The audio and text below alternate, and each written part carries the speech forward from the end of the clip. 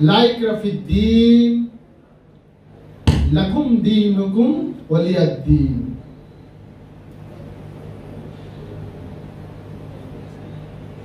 এটা হচ্ছে তাওহীদের বাণী।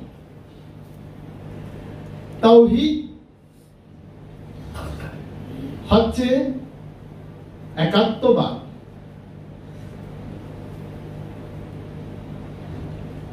অথবা ঐক্য, অথবা ঐক্যতান। মানে এটাকে যদি একটু বিশ্লেষণ করি তাহলে হয় হারমোনি। হারমোনি সুর করে, লয় করে, একটা টান সৃষ্টি করে। তাহলে তাওহীদ মানে হচ্ছে একাত্মবাদ, ঐক্যতান, একাত্মতা, সংযুক্তি। অনেকগুলো বিষয় একত্রিত হয়ে একটা সুর সৃষ্টি হয়। সেই সুরের নাম হচ্ছে ঐক্যতান, আর ঐক্যতানের নাম হচ্ছে একাত্মবাদ, আর একাত্মবাদের আরবি হচ্ছে তাওহীদ। এই তাওহীদের বিপরীত হচ্ছে শিরক, কুফর। এই তাওহীদের মর্মবাণী আমরা কোরআনে দেখতে পাই সূরা আল-ইখলাস এর মধ্যে। সূরা ইখলাস আমরা প্রথমেই দেখতে পাই রব্বুল আলামিন বলতেছেন, কুল হুয়াল্লাহু আহাদ। কুল, আপনি বলুন আল্লাহ আহাদ। বলা হয় নাই কুল হুয়াল্লাহু আহাদ। আপনি বলুন আল্লাহ এক, ইহা বলে নাই। ওয়াহিদ অর্থ এক, আর আহাদ অর্থ একক। ওয়াহিদ এক, আর ওয়াহিদের বহু বচন হলো আহাদ। ওয়াহিদ এক বচন, আর আহাদ কি? বহু বচন। তাহলে এই ওয়াহিদ এবং আহাদের রহস্যটা বুঝতে হবে। এর মধ্যে আমরা জানি দুটো দর্শন সম্পর্কে, ওয়াহিদাতুল ওজুদ, ওয়াহিদাতুল শুহুদ। এই ওয়াহিদাতুল ওজুদ মতবাদের প্রতিষ্ঠাতা শাইখুল আকবর, যিনি সুফি দর্শনকে দার্শনিক মতবাদের উপর প্রতিষ্ঠিত করেছেন, মুহিউদ্দিন ইবনুল আরাবী। সেই মুহিউদ্দিন ইবনুল আরাবী ওয়াহিদাতুল ওজুদ এই তথ্য তিনি বিশ্বর বুকে উনি প্রতিষ্ঠিত করেছেন, এবং তার লিখনির মাধ্যমে, বিশেষ করে ফতওয়াতুল মাক্কি কিতাবে এবং ফুসুস আল হিকাম কিতাবের মধ্যে এই বিষয়গুলো তিনি উপস্থাপন করেছেন। ইহার ইংরেজি নাম হচ্ছে প্যান্থিজম। ওয়াহাবি, সালাফি, খারিজিরা এই প্যান্থিজম স্বীকার করেন না, কারণ এরা জাত এবং সিফাত বুঝেন না। আর ওয়াহিদাতুল ওজুদ মতবাদের বিপরীতে আরেকটি মতবাদ প্রতিষ্ঠিত হয়েছিল, ওয়াহিদাতুল শুহুদ। এই মতবাদ উদ্ভাবন করেছিলেন মুজাদ্দিদ আল-ফিসানি সিরহিন্দ। আর এই দুই মতবাদের অবসান ঘটিয়েছেন মুজাদ্দিদে জামান, রাইসুল মুফাসসির, হুজ্জাতুল সুফিবাদ, পীর আল-মালাহুতি, কালান্দার বাবা জাহাঙ্গীর, বাইমান আল-সুরেশ্বরী। এই বিষয় পরে আসছে। আল্লাহ বলতেছেন আপনি বলুন আল্লাহ আহাদ। দেখেন, আমরা আনুষ্ঠানিক ওয়াক্তি সালাতে গেলে সূরা ফাতিহার পরে আমরা অন্য আরেকটি সূরা মিলিয়ে পড়ি।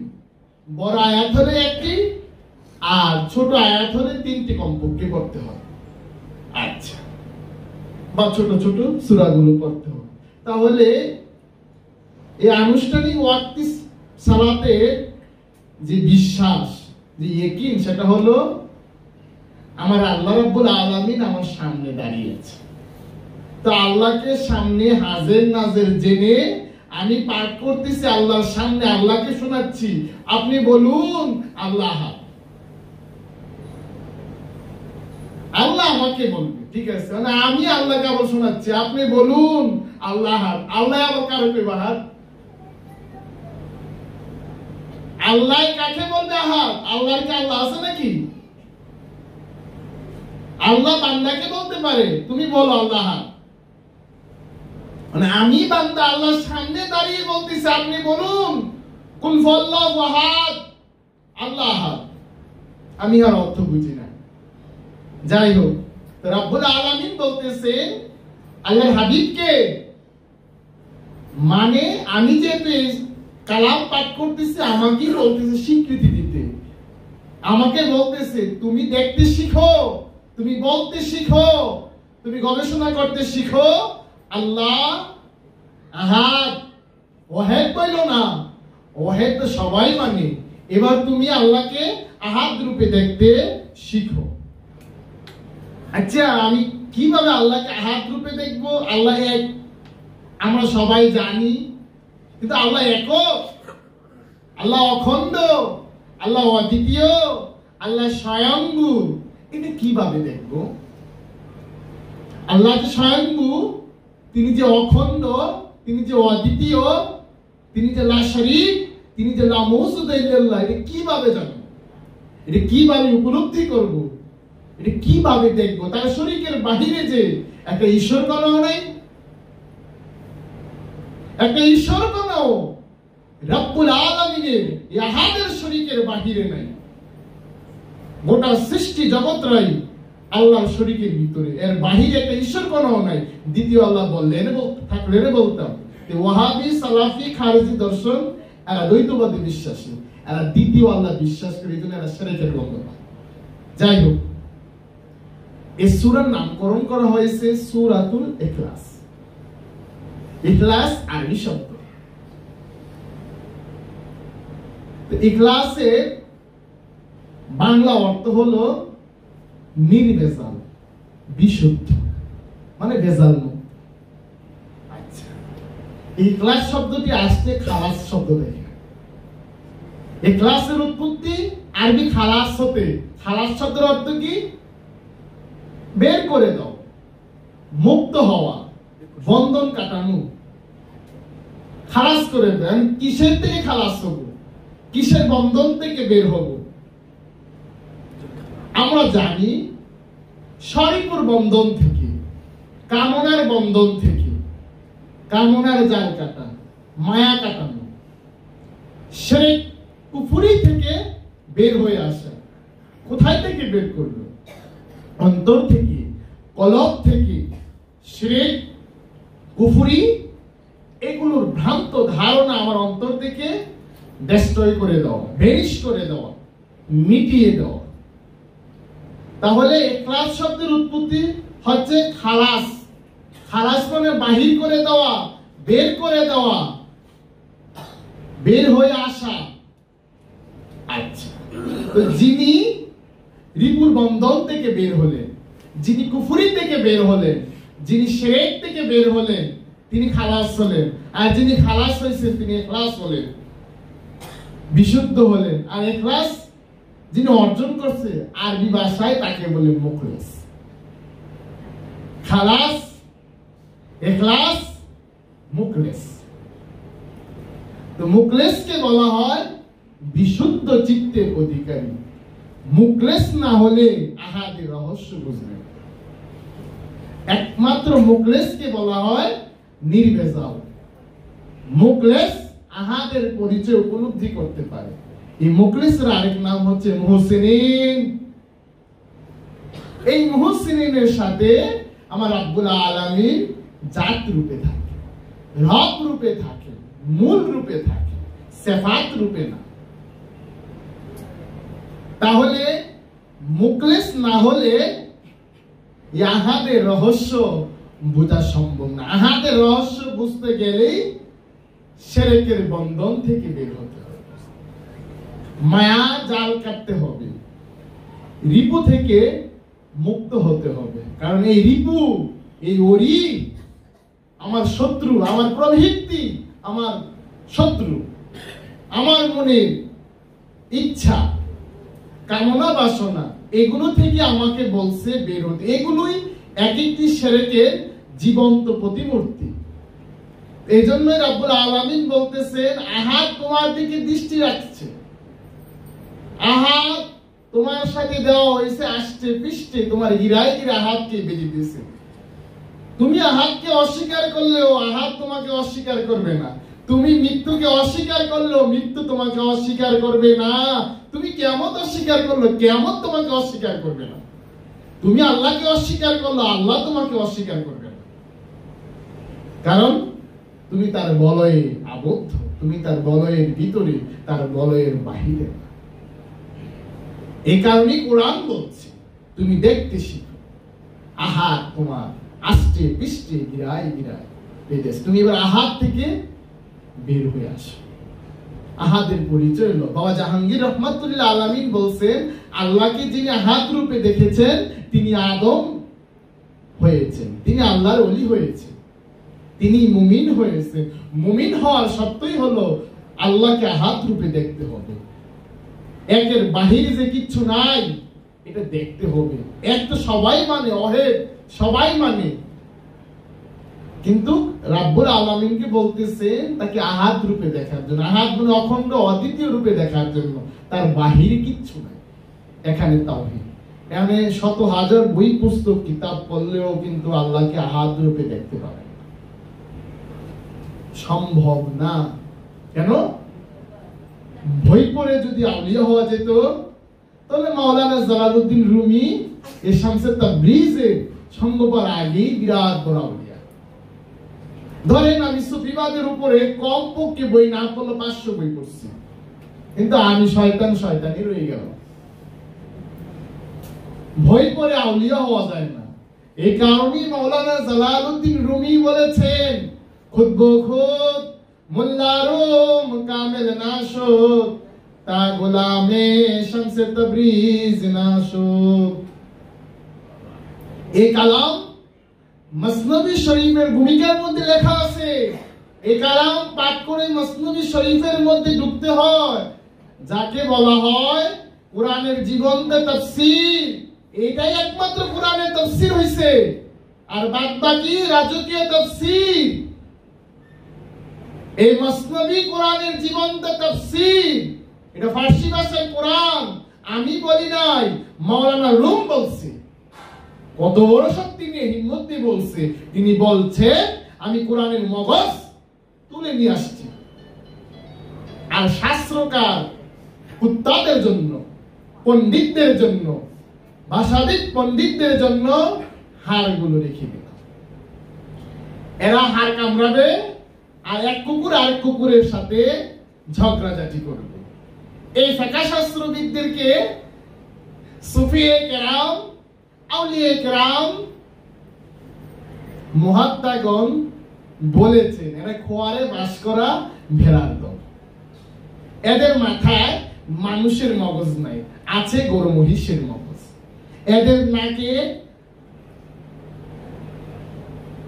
গোলাপ ফুল ধরলে এরা গন্ধ নিতে জানে না, কারণ গন্ধ নেওয়ার তকদির নাই। গরুর নাকি গোলাপ ফুল ধরলে অর্ধহাত জিহ্বা বের করে এরা পটাশ করে খেয়ে ফেলে, কারণ ফুলের গন্ধ নেওয়ার মতো তকদির নিয়ে তারা জন্মায় নাই। তো এই ওয়াহিদাতুল ওজুদ আর ওয়াহিদাতুল শুহুদের রহস্য এরা উপলব্ধি করতে পারে না। এই তথ্য এদের সামনে ফুটআপ করলে এরা আস্তাগফিরুল্লাহ আস্তাগফিরুল্লাহ পড়ে, কারণ এটা তারা উপলব্ধি করতে পারে না, মালুম করতে পারে না। ওয়াহিদাতুল ওজুদ, ওয়াহিদ মানে এক, ওজুদ মানে দেহ। এক দেহের মধ্যে গোটা সৃষ্টি, এক দেহের বাহিরে কিচ্ছু নাই। ঈশ্বর সব কিছুর মধ্যে ঈশ্বর আছে।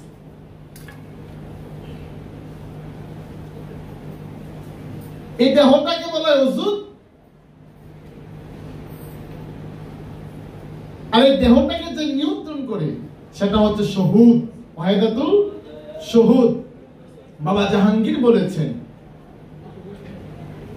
তোমার এই দেহটা ওজুদ, এটার অস্তিত্ব আছে, আরে তোমার দেহের ভিতরে যে কথা বলে সে হচ্ছে শুহুদ।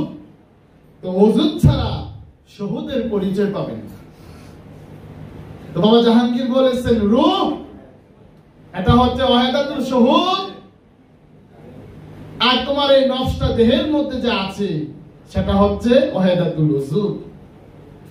এই দুইয়ের সমন্বয়ে তাওহীদ।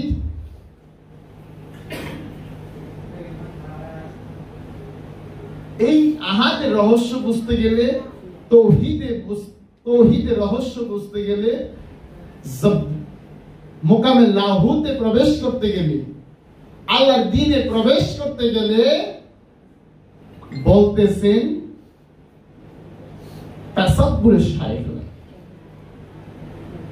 মুর্শিদের ধ্যান লাগবে, শাইখের ধ্যান লাগবে, রাসূলের ধ্যান লাগবে, মুরাকাবা মুশাহাদা লাগবে। কারণ মুরাকাবা মুশাহাদা ছাড়া, তাসাব্বুরের শাইখ ছাড়া কেউ শিরকের ভ্রান্ত ধারণা মিটাইতে পারবে না। যত বই পুস্তকে আমরা পড়ি না কেন, যত কেতাবি পণ্ডিত হই না কেন, যত কেতাবি আলেম হই না কেন, যত মাসলা মাসাইল জানি না কেন, যত উচ্চাঙ্গের ভাষণ দেই না কেন, কিছুই কাজে আসবে না যেই পর্যন্ত আমি তাসাব্বুরে শাইখের মধ্যে না আসবো, গোলামির মধ্যে না আসবো। কারণ আমার প্রবৃত্তি ফেরাউনের চাইতে উদ্ধত, আবু জাহেলের চাইতে উদ্ধত, আবু লাহাবের চাইতে উদ্ধত,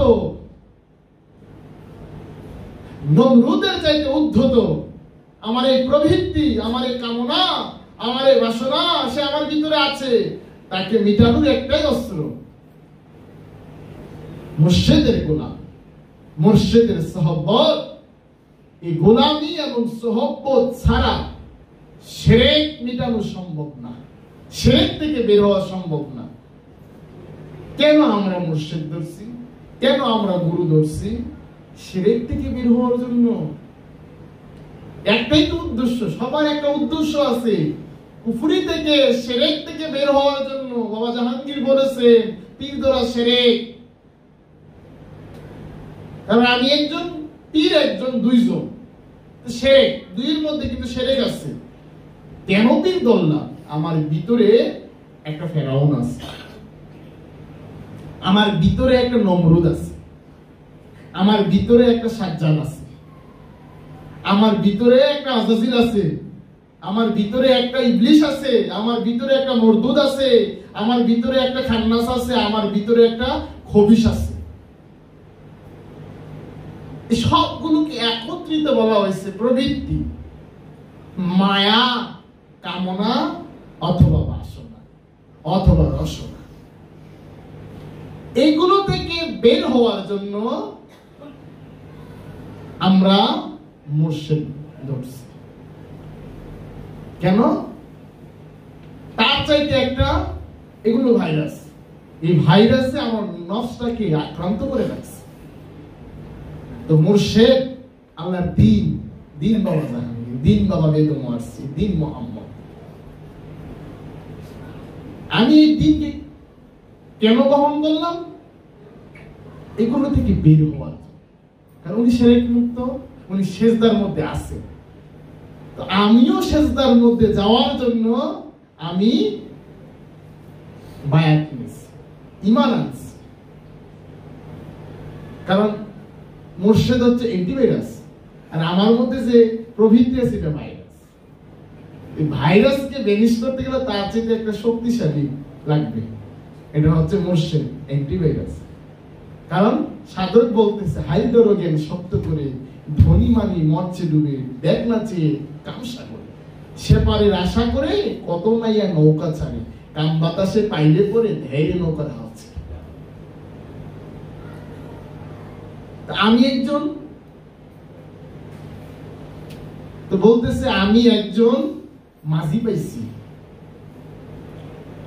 যিনি আমার এই দেহ তরিটাকে পাশ করিয়ে মুক্তি রাজ্যে পৌঁছে দিবে, তাওহীদের দেশে প্রবেশ করিয়ে দিবে, মোকামে লাহুতের মধ্যে নিয়ে যাবে।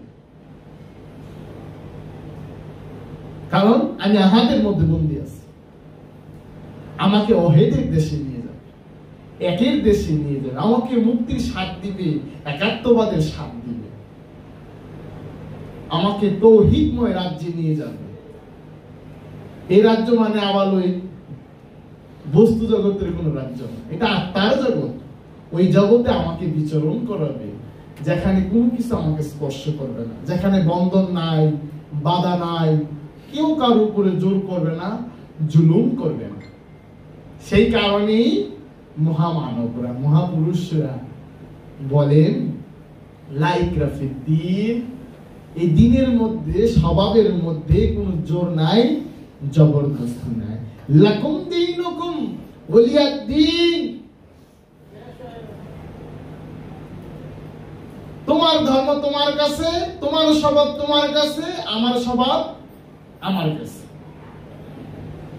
তোমার স্বভাব তোমার কাছে, আমার স্বভাব আমার কাছে। তুমি তোমার হিসাব দিবা, আমি আমার হিসাব দিব। আমার কারণে তুমি ক্ষতিগ্রস্ত হব না, তোমার কারণে আমিও ক্ষতিগ্রস্ত হব না। তুমি তোমারটা নিয়ে ব্যস্ত থাকো, আমি আমারটা নিয়ে ব্যস্ত থাকি। তোমার কর্ম দিয়ে আমি মুক্তি পাবো না, আমার কর্ম দিয়ে তুমি মুক্তি পাবে না। কোরআন বলতেছে আল্লাহ তাজিরু আজরাতুন বিজরা উখারা, রব্বুল আলামিন বলতেছে সাবধান, একজনের বোঝা আরেকজন বহন করিবে না। যার যার পাপ পুণ্যের বোঝা রব্বুল আলামিন তার কাছ থেকে যারা যারা করে হিসাব নিবে। ছেলের পাপ বাপে নিবে না, বাপের পাপ ছেলে নিবে না। যার যার কাছ থেকে তার পাপ পুণ্যের বোঝা রব্বুল আলামিন যারা যারা করে হিসাব। তো এত দলাদলি করে কি লাভ, এত হানাহানি করে কি লাভ? কেন বল প্রয়োগ করেন, কেন চাপ সৃষ্টি করেন, কেন জঙ্গিবাদ, কেন উগ্রবাদ? এগুলো তো ইসলাম বলে না। তাহলে আপনারা কি কোরআন বুঝেন নাই? আপনারা কি ইসলাম বুঝেন নাই? এই কারণে দুঃখ করে মুসলিম রেনেসাঁস আল্লামা ইকবাল তিনি শেকওয়ার মধ্যে ফরমাচ্ছেন, कल्ब में जुस नहीं, रूह में एहसास नहीं, कुछ भी पैगाम में मोहम्मद का तुम हो पास नहीं। কেন? তাদের কলমের মধ্যে কোনো জোশ নাই, কোনো অনুভূতি নাই, তাদের অন্তরের মধ্যে কোনো জ্বালা নাই, মুহাব্বতের জ্বালা, প্রেমের জ্বালা নাই, মানবতার জ্বালা নাই, সৃষ্টি হয় না। কেন জানেন? কারণ মুহাম্মদ সাল্লাল্লাহু আলাইহি সাল্লামের ইশক, মুহাব্বত, প্রেম, যে পয়গাম, যে বার্তা এদের কাছে আসে না। कल्ब में जुस नहीं, रूह में एहसास नहीं, कुछ भी पैगाम मोहम्मद का तुम हो पास नहीं। মুহাম্মদ সাল্লাল্লাহু আলাইহি সাল্লামের বার্তা, পয়গাম তাদের কাছে আসে নাই, ওই সহব্বত তারা পায় নাই, ওই আত্মজ্ঞান, ওই সিনার জ্ঞান, ওই রুহুল আমিনের বেদরসের সংস্পর্শ তারা পায় নাই। সেই কারণে এরা জঙ্গি, এরা তালেবান, এরা ধর্মের মধ্যে বল প্রয়োগ করে, এরা মানুষ হত্যা করে, এরা ফেসাদকারী, এরা ফিতনা সৃষ্টি করে। কিন্তু এটা তো ইসলাম না। তাহলে ইসলাম কি? শান্তি। কি শান্তি? আচ্ছা, এই জগতে কোন মহাপুরুষ আসছে বলেন তো অশান্তি সৃষ্টি করার জন্য? কোন ধর্মটা জগতের মধ্যে সৃষ্টি হয়েছে অশান্তি ঘটানোর জন্য? আমাকে একটা বলেন। পৃথিবীর মধ্যে পরিসংখ্যা জানান দিচ্ছে প্রায় ৪,৫০০ ধর্ম আছে। তো ৪,৫০০ ধর্মের মধ্যে কোন ধর্মটা পৃথিবীর মধ্যে উদয় হয়েছে অশান্তির বার্তা দেওয়ার জন্য? সবাই তো বলতেছে শান্তি, কেউ বলে ওম শান্তি, কেউ বলে ইসলাম। আমার জানা মতে একটা ধর্ম আসে নাই অশান্তি সৃষ্টি করার জন্য, সবাই তো আসছে শান্তি প্রতিস্থাপন করার জন্য। তাহলে অশান্তির আখড়া কোথায়? অশান্তির বাসা কোথায়? সকল ধর্মের মহাপুরুষগণ এরা কোন ধর্ম প্রচার করছে? একটা বছর কিন্তু শান্তি, মানে আপনার মাতৃভাষা আরবি বলে ইসলাম হয়েছে, অনেক সংস্কৃতে কি হলো?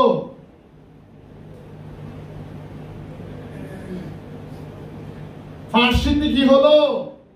উর্দুতে কি হলো? পৃথিবীতে ভাষা তো আছে ৩,৫০০ উপরে। এখন কম্পিউটার বুঝে ইউনিকোড, ইউনিভার্সাল কোড, 01 ছাড়া কিছু বুঝে না। এটাও প্রতীক দিয়ে ধরা হয়। হ্যাঁ, কম্পিউটার প্লাস মাইনাস, বিদ্যুতের ভোল্টেজ আছে না, লো ভোল্টেজ আর হাই ভোল্টেজ, এই অফ আর ওয়ান ছাড়া কিছু বুঝে না, 01 ছাড়া কিছু বুঝে না। এই 01 এর উপরে ভিত্তি করে আজকে বিজ্ঞানের জগৎ, কম্পিউটারের জগৎ, আজকে অনলাইনের জগৎ, নেটওয়ার্কের জগৎ। দুইটা কোড, 0 আর 1। এই সৃষ্টির মৌলিক শব্দ কয়টা? দুইটা। আপনি 1 হবে নাকি 0 হবে? শূন্যতে অবস্থান করেন, তাহলে শান্তি এমনি উদয় হবে শূন্যের ঘরে।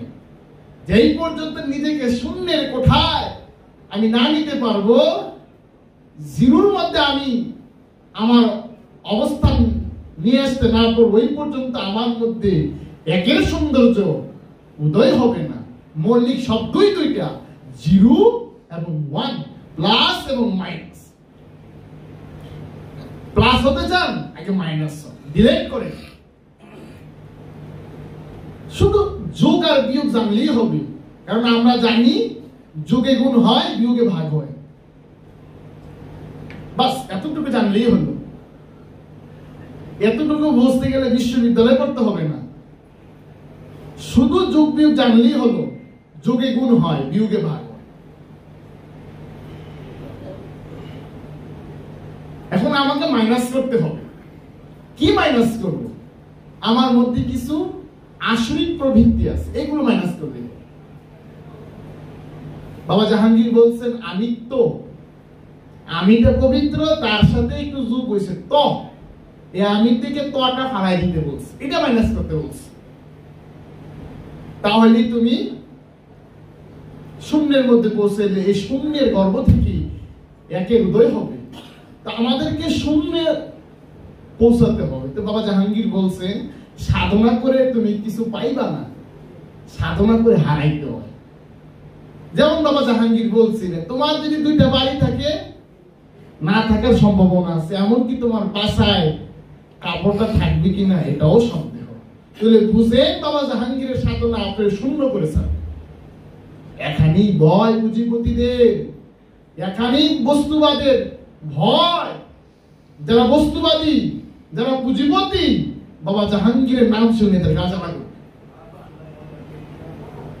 নাম শুনলেই শরীরে আগুন ধরে যাবে, তার শরীরে জ্বালা সৃষ্টি হয়ে যাবে। কারণ মরদুদ বাবা জাহাঙ্গীরকে কখনো রিসিভ করতে পারবে না। একজন মরদুদ, একজন খান্নাস প্রকৃতির মানুষ বাবা জাহাঙ্গীর নাম শুনলেই তার শরীর জ্বালা করবে, গা জ্বালা করবে। আমাদেরকে বিষয়গুলো উপলব্ধি করতে হবে। তো সন্ত্রাস উগ্রবাদ নয়, সম্প্রীতি, ইনসাফ ও সহনশীলতা ইসলাম। জঙ্গিবাদ, সন্ত্রাসবাদ, উগ্রবাদ মানুষের মনে বাস করে। কেন জানেন? এটা সংকীর্ণতা, এদের দৃষ্টিভঙ্গি স্বচ্ছ না। এরা ওয়াশ হয়ে গেছে, মানে এরা ধর্মের আক্ষরিক ব্যাখ্যা বিশ্লেষণ করে মানুষকে হত্যা করার চেষ্টা করে। আর জিহাদ কিতাব কার উপরে খরচ করছে? নাস ইনসানের উপরে জিহাদ ফরজ না তো, মুমিনের উপরে। মুমিন তার জ্ঞানের কাছে দিয়ে এই নাস ইনসানের অন্তরে যে খান্নাস নামক শয়তান অসুর প্রবৃত্তি আছে, এটা কাইটা দিয়ে তারে মুমিন বানায়। ইসলামের সম্পর্ক দেহের সাথে না তো, ইসলামের সম্পর্ক স্বভাবের সাথে। দেহ তো মুসলমান, ময়লা তো স্বভাবে থাকে। তো একজন মুমিন আল্লাহর গুণপ্রাপ্ত, একজন মুমিন আল্লাহর হুকুম ছাড়া কিছু করে না। তো সে একটা খান্নাসগ্রস্ত মানুষের, শয়তানগ্রস্ত মানুষের যে তার যে আসরিক স্বভাবটা আছে, ওই স্বভাবটা তার জ্ঞানের কাছে দিয়ে রূপান্তর করে দেয়। ইসলাম কখনোই বলে নাই মানুষের দেহ থেকে তার প্রাণটাকে বিচ্ছিন্ন করে দাও, না, এই শিক্ষা ইসলামে নাই। কারণ দেহটা মুসলমান, তো মুসলমানে কেন জাত করবে? সে স্বভাবের কারণে ক্ষতিগ্রস্ত। কি তার স্বভাবটাই কর্তব্য করেন, দেহ ফালাই। আপনি যদি এই দেহ থেকে নফসটাকে বিচ্ছিন্ন করে ফেলেন, তাহলে আপনি দ্বীনের দাওয়াত, আপনি তাবলীগ, ইসলাম কার কাছে প্রচার করবেন? আপনি কি জানেন না সবার উপরে মানুষ সত্য, তাহার উপরে নাই? আরে মানুষের জন্যই তো ধর্ম, মানুষের জন্যই তো ধর্ম আবিষ্কার হয়েছে, ধর্মের জন্য তো মানুষ না। আমাদেরকে এগুলো ভুলে থাকলে চলবে না। এ কারণে বাবা জাহাঙ্গীর বলেছে, ধর্মের দালাল কোটা যদি মানুষ মানুষের মধ্যে ভেদাভেদ সৃষ্টি করে, তাহলে পৃথিবীর অস্তিত্ব থেকে ধ্বংস হয়ে যায় মসজিদ, মন্দির, গির্জা প্রেগোডের অস্তিত্ব। ইটসুরকির চেয়ে মানুষ বড়, ইটসুরকির চেয়ে ভালোবাসা বড়। যেখানে তুমি আমাকে ভালোবাসবে, সেখানে তুমি আমাকে কর্তব্য করার জন্য উৎপেতে আসো, তুমি কোন ধর্ম পালন করো? সনাতনীরা বলতেছেন অতিথি নারায়ণ, অতিথি নারায়ণ। কারণ প্রত্যেকটি নররূপের মানুষের মধ্যে নারায়ণ আছে। তারা আরো বলেন, প্রত্যেকটি মানুষকে তোমরা জ্ঞান করো শিব জ্ঞানে। প্রত্যেকটি মানুষের মধ্যে সত্য, সুন্দর, শিব বিরাজিত। প্রত্যেকটি মানুষ শিবের অবতার। প্রত্যেকটি মানুষ একদিন নারায়ণ হবে, কারণ প্রত্যেকটি মানুষ নারায়ণের মূর্তি। প্রত্যেকটি মানুষ রবের চেহারা হয়ে উঠবে। এই কারণেই তো মানুষ আশরাফুল মাখলুকাত, সৃষ্টির শ্রেষ্ঠ। এমনি না তো, সকল জীবের প্রভু মানুষ। আমি কাকে হত্যা করি আর কাকে সন্তুষ্ট করি? আমাদেরকে এই বিষয়গুলো উপলব্ধি করতে হবে। পৃথিবীর কোন ধর্মই অশান্তি সৃষ্টি করার জন্য আসে নাই, এসেছেন সম্প্রীতির জন্য, ঐক্য স্থাপন করার জন্য। ইনসাফ, ন্যায় বিচার, সততা শিক্ষা দেওয়ার জন্য। সবকিছুর মূলে হচ্ছে ইনসাফ, ন্যায় বিচার এবং সততা। এই দুই গুণ আমাদের আগে লাগবে, বাদ বাকি পরের জিনিস। সেই কারণে এই বিষয়টা আমাদের জানতে হবে। 800 বছর আগে হাফেজ সিরাজি বলেছিলেন, বাংলাটা বলি, উনি কি বলছেন? শরাব খাও, আগুন দাও, কোরআন আর কাবাতে। কোন দুঃখে বলছে জানেন? হাফেজ সিরাজি, মহাকবি হাফেজ সিরাজি, পারস্যের কবি, যার কবিতা ভারতীয় উপমহাদেশে পড়া নিষিদ্ধ ছিল, কিন্তু ভারতের যুবক যুবতীরা বালিশের কভারের নিচে রেখে রেখে কবিতা পাঠ করতেন। সে হাফেজ সিরাজি, তিনি বলতেছেন, শরাব খাও, মদ খাও, আগুন দাও কোরআন আর কাবাতে। সাকার পূজা মানে মূর্তি পূজার ঘর বানাও, ক্ষতি নাই কিছু তাতে, কিন্তু গবু বেটা নাহি দিও কাহার অন্তরে, ইহার চেয়ে অসীম পাপ নাই পাপের অন্তরে।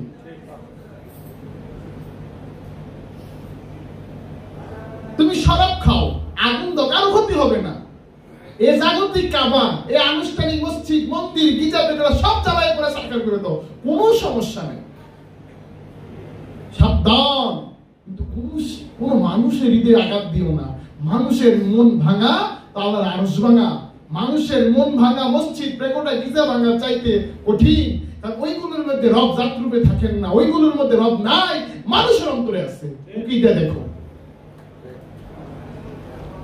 এই কারণে উনি বলছে, শরাব খাও, আগুন দাও কোরআন আর কাবাতে, সাকার পূজার ঘর বানাও, ক্ষতি নাই কিছু তাতে, কিন্তু কবু বেটা নাহি দিও কাহার অন্তরে, ইহার চেয়ে অসীম পাপ নাই পাপের অন্ত। কি প্রতিবাদী কণ্ঠ আমাদেরকে গোলামি থেকে বের করার জন্য, এই সংকীর্ণতা থেকে বের করার জন্য তার এই উদাত্ত আহ্বান, যে উদাত্ত আহ্বান দিয়ে গেছেন আল্লামা ইকবাল, যে উদাত্ত আহ্বান দিয়ে গেছেন কবি ওমর খৈয়াম, যে উদাত্ত আহ্বান দিয়ে গেছেন কবি নজরুল, অসাম্প্রদায়িক চেতনা যে উদাত্ত আহ্বান সাইজি লালন ফকির দিয়েছেন। আর সকলের সমন্বিত বাসী, মানবতার বন্ধু, গরিবের বন্ধু চেরাগে জামশরীফ কালান্দর বাবা জাহাঙ্গীর, সকলের সুর, সকলের বিনা এই বিষ্ণুর বাসী বাবা জাহাঙ্গীরের কণ্ঠে বেজে উঠেছে। তাই ধর্ম মানুষকে শুদ্ধ করার একটি প্রক্রিয়া, আর ধর্ম নিজেই শান্তি। ধর্ম কখনো, ধর্ম যেখানে সংস্থাপন হয় সেখানে শান্তি সুবাস ছড়িয়ে পড়ে। পৃথিবীর প্রত্যেকটি ধর্মের আগমন হয়েছে মানুষকে পবিত্র করার নিমিত্তে। পৃথিবীর কোন ধর্মই অশান্তির বার্তা দেয়নি, আর অশান্তির বার্তা থাকলে সেটা ধর্ম হয় না। ষষ্ঠর মনোনীত দিন তথা ধর্ম তথা ফিতরাত তথা স্বভাব হলো শান্তি। পৃথিবীর সকল মহাপুরুষ ও মানব হিতৈষীগণ তারা একটি বাণী প্রচার করেছেন, সেই বাণী হলো শান্তি তথা ইসলাম। এই শান্তি প্রচারের জন্য মহাত্মাগণ বিভিন্ন প্রয়োগ পদ্ধতি প্রদান করেছেন। প্রায়োগিক বিধান যাই হোক না কেন, সকল মহাত্মাগণের মূল বাণী, মূল দর্শন শান্তি সংস্থাপন। প্রত্যেক ধর্ম দর্শনই নিজেকে জানবার, নিজেকে চিনবার, নিজেকে পবিত্র করবার, নিজের পরিচয় খোঁজার এবং নিজের মধ্যে থেকে বদগুণ ত্যাগ করে সদ্গুণ স্বভাবে ধারণ করার শিক্ষাই দিয়েছেন। 2,24,000 মতান্তরে 3,36,000 নবী রাসূল অবতার, 104 খানা সাইফানি আসেন। এর একটি কারণ, তাহলে মানুষের মধ্যে শান্তি সংস্থাপন, মানবতার আদর্শ, মনুষ্যত্ববোধকে জাগিয়ে তোলা, অন্য কোনো উদ্দেশ্য নয়। তাই আল্লাহ পাক রব্বুল আলামিন কোরআনে সূরা হজের 66 নং আয়াতে ইরশাদ করেন, প্রত্যেক কওমের জন্য অথবা প্রত্যেক সম্প্রদায়ের জন্য অথবা প্রত্যেক জাতির জন্য আমরা আল্লাহ রাখিয়া দিয়েছি ইবাদত পদ্ধতি। প্রত্যেক কওমের, প্রত্যেক জাতির, প্রত্যেক সম্প্রদায়ের ইবাদতের পদ্ধতি ভিন্ন ভিন্ন, আলাদা আলাদা। আমি বলি নাই, কোরআন বলছে। দলিল সূরা হজ আয়াত নম্বর 66। তারা সেই নিয়ম অনুসরণ করে। সুতরাং আপনার সঙ্গে তর্ক না করে এই হুকুমের মধ্যে এবং আপনি ডাকুন আপনার রবের দিকে, নিশ্চয় আপনি সঠিক পথের উপর অবশ্যই আছেন। সুতরাং আমরা মানুষরাই নিজেদের স্বার্থ সিদ্ধির জন্য নিজেদের দৃষ্টিভঙ্গিগত কারণে ধর্মকে বিভিন্ন শাখা উপশাখায় ভাগ করেছি। আসলে ধর্মের মূল সত্য, শান্তি ও সুন্দর। যেখানে সত্য, সুন্দর ও শান্তি আছে সেখানে আমার ধর্ম তথা স্বভাব অর্জনের শিক্ষা রয়েছে। পৃথিবীর প্রত্যেকটি ধর্মগ্রন্থই মানব জাতির সম্পদ। আমরা এই সম্পদ কাজে লাগিয়ে কল্যাণের দিকে, প্রগতির দিকে, মুক্তির প্রাণে ধাবিত হব। আসলেই প্রত্যেক ধর্মের উদ্দেশ্য কখনো একটি, সে উদ্দেশ্যটি আপন নফসকে মায়া তথা খান্নাস নামক শয়তানের 19 প্রকার ধোঁকা হতে মুক্ত করে নেওয়া, নিজের উপর সন্তুষ্টি অর্জন করা আর আপন রবের পরিচয় অর্জন করা। ইহাই পৃথিবীর সকল ধর্মের মূল শিক্ষা, ইহাই সার্বজনীন শিক্ষা, ইহাই মানবতার শিক্ষা, ইহাই সত্য শিক্ষা। অন্য সব শিক্ষা সন্ত্রাসী, উগ্রবাদী, জঙ্গিবাদের দিকে নিয়ে যায়, যা মানবতার অবক্ষয় ঘটায়। এই বস্তু বিজ্ঞানের শিক্ষার মধ্যে রয়েছে খান্নাসি সভ্যতার জ্বালাও পোড়াও গুড়িয়ে দেওয়ার শিক্ষা। এই শিক্ষায় মানবতার বিনাশ ডেকে আনে। আমরা জানি বিজ্ঞান দুই প্রকার, এক বস্তু বিজ্ঞান, দুই আত্মার বিজ্ঞান। বস্তু বিজ্ঞান যেখানে শেষ, আত্মার বিজ্ঞান সেখান থেকে শুরু হয়। জ্ঞান দুই প্রকার, একটা সাধারণ জ্ঞান আর একটা বিশেষ জ্ঞান। সাধারণ জ্ঞান যেখানে শেষ, বিশেষ জ্ঞান সেখান থেকে শুরু হয় মাত্র। প্রত্যেকটি বিষয়ের দুটি দিক থাকে, একটি বাহ্যিক তথা এক্সট্রোভার্ট, অপরটি অভ্যন্তরীণ তথা ইন্ট্রোভার্ট। তেমনি সেক্স, মানুষের জৈবিক প্রবৃত্তি, ইহাও দুই প্রকার, একটি কমন সেক্স আর একটি সুপার সেক্স। একটি জৈবিক আকর্ষণ, অপরটি অধ্যাত্ম স্পিরিচুয়াল আকর্ষণ। জৈবিক চাহিদা যেখানে কবর, সেখান থেকে শুরু হয় আপন রবের সাথে মিলনের আকর্ষণ। এখানে এসে একজন মুসল্লি প্রশান্ত চিত্তের অধিকারী হয়। কমন সেক্স আপেক্ষিক, কিন্তু সুপার সেক্স সার্বিক তথা অনন্ত, যা ইটারনাল এন্টিটি। এই কমন সেক্স সংবরণ করার জন্য যত প্রকার ধর্মীয় বিধিনিষেধ, যাতে প্রত্যেকটি মানুষ নিজ আত্মার সন্তুষ্টি অর্জন করতে পারে। কোরআনিক দর্শন আমাদের শিক্ষা দিচ্ছে, তুমি তোমার নফসের প্রতি সন্তুষ্ট হও, তাহলে তোমার রবও তোমার প্রতি সন্তুষ্ট হবে। কমন সেক্স ভোগ, আর সুপার সেক্স উপভোগ। ভোগের সুখ ক্ষণস্থায়ী, আর উপভোগের সুখ পরম আনন্দ, যা ইটারনাল এন্টিটি। ইসলাম নিজেই শান্তি, আর যেখানে ইসলাম আছে সেখানে অবশ্যই অনাবিল প্রশান্তি রয়েছে। আর এই অনাবিল প্রশান্তির আনন্দঘন পরিবেশ নির্মাণ করেন একজন ব্যক্তি সত্তা তার দেহ এবং হৃদয়ের অভ্যন্তরে। একজন ব্যক্তি সত্তা আপন আত্মা দ্বারাই শান্তি অনুভব করেন, আবার আপন আত্মা দ্বারাই যাতনা অনুভব করেন। যাতনা যার চিত্তে জ্বলে, তার জন্য সবকিছু নরকময়। এই নরক থেকে মুক্তি দিতে মহাত্মাগণ শান্তির বার্তা নিয়ে মানুষের মধ্যে উদ্ভাসিত হন। প্রশান্তি বিষয়টি ব্যক্তি কেন্দ্রিক, সে ব্যক্তি উপলব্ধি করতে পারে, এটা দলগত বা সমাজ কেন্দ্রিক বিষয় নয়। মাসুম জন্ম ব্যতীত সাধারণ মানুষ জন্মগতভাবে কতগুলো প্রকৃতি তথা স্বভাব ধর্ম নিয়ে জন্মগ্রহণ করে। আর সেই স্বভাব ধর্মগুলো হলো কাম, ক্রোধ, লোভ, মোহ, হিংসা ও বিদ্বেষ এবং মাৎসর্য। এই ছয়টি রিপুকে বলা হয় মায়া তথা খান্নাস্তম কুমন্ত্রণা। এই স্বভাব ধর্মগুলো ত্যাগ করে মানবতার আদর্শ মনুষ্যত্বের গুণাবলী অর্জন করলে মানুষ হয় সার্বজনীন, মুক্ত এবং নিরপেক্ষ। ধর্ম অর্জনের বিষয় নয়, ধর্ম বর্জনের বিষয়। কি আমার ধর্ম? ক্রোধ আমার ধর্ম, হিংসা আমার ধর্ম, মোহ আমার ধর্ম, মাৎসর্য আমার ধর্ম, কাম আমার ধর্ম। এগুলো থেকে এগুলো বর্জন করলে আমি মুক্ত। ধর্ম গ্রহণ করার বিষয় না, বর্জন করার বিষয়। আজ ধর্মের নামে কত কি যে চলছে, তা দেখে অসুর রাজ মিটমিট করে হাসে। ধর্ম আজ চলে গেছে শারীরিক সম্পর্কের মধ্যে। হিন্দু সম্প্রদায়ের পুরুষ ও নারী মিলনের ফলে যে সন্তান জন্ম হয় তা হিন্দু হয়ে যায়। তেমনি ভাবে বৌদ্ধ, মুসলিম, খ্রিস্টান, জৈন, শিখ, পার্সি, তাও, মানি, সাবাইয়া, কনফুসিয়াস, চারবাক, দেলমাদাল ইত্যাদি ধর্মের সন্তান। ধরুন আমি একজন যুবক, আমি বিয়ে করলাম, 5 বছর পরে ফি বছর একটি করে 5টি সন্তান হলো, মানে 5টা ধর্মের পয়দা করলাম আমি। 5টা ধর্মের পয়দা করলাম আমি। ধর্মটা এখন হয়ে গেছে শারীরিক সম্পর্ক, কিন্তু ইহা তো ধর্ম না। হিন্দুর ঘরে জন্মাইলে সে হিন্দু হয়ে যায়, মুসলমানের ঘরে জন্মাইলে মুসলমান হয়ে যায়, খ্রিস্টানের ঘরে জন্মাইলে সে খ্রিস্টান হয়ে যায়, বৌদ্ধের ঘরে জন্মাইলে সে বৌদ্ধ হয়ে যায়, তাওয়ের ঘরে জন্মাইলে সে তাও হয়ে যায়, মানির ঘরে জন্মাইলে সে মানি হয়ে যায়, সাবাইয়ার ঘরে জন্মাইলে সে সাবাইয়া হয়ে যায়, দেলমাদানের ঘরে জন্মাইলে সে দেলমাদাল হয়ে যায়। এ কেমন কথা? আমি কি তাহলে ফেরকা দিয়ে জন্মালাম? তাহলে এই জন্মটাই কি আমার আজন্ম আশীর্বাদ না অভিশাপ? রহমত, গবেষণার বিষয়। আচ্ছা, তাহলে কি জন্মটা একটি শিশুর জন্য আজন্ম আশীর্বাদ না অভিশাপ? প্রশ্নগত। আজ ধর্ম তথাকথিত কলঙ্ক মার্কা জ্ঞানীরা কোথায় গিয়ে দাঁড় করিয়েছে? হিন্দু নিষেধ করলে হিন্দু হয়, মুসলিম নিষেধ করলে মুসলিম হয়। আজ ধর্মের জন্ম হয় নিষেধ করলে। একটু শুদ্ধ করে বললাম আর কি। অথচ ধর্ম হলো আদর্শ তথা গুণাবলী অর্জন করা। আমার ধর্ম সাধনার দ্বারা অর্জন না করে নিষেধের দ্বারা ধার্মিক বনে যায়। একজন ধার্মিকের বই পড়ে ধর্মী পণ্ডিত হয়ে যায়।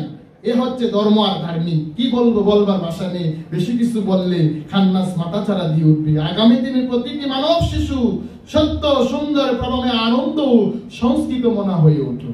সামনের দিকে এগোচ্ছি, এখানেই রেখে দিচ্ছি। জয় গুরু।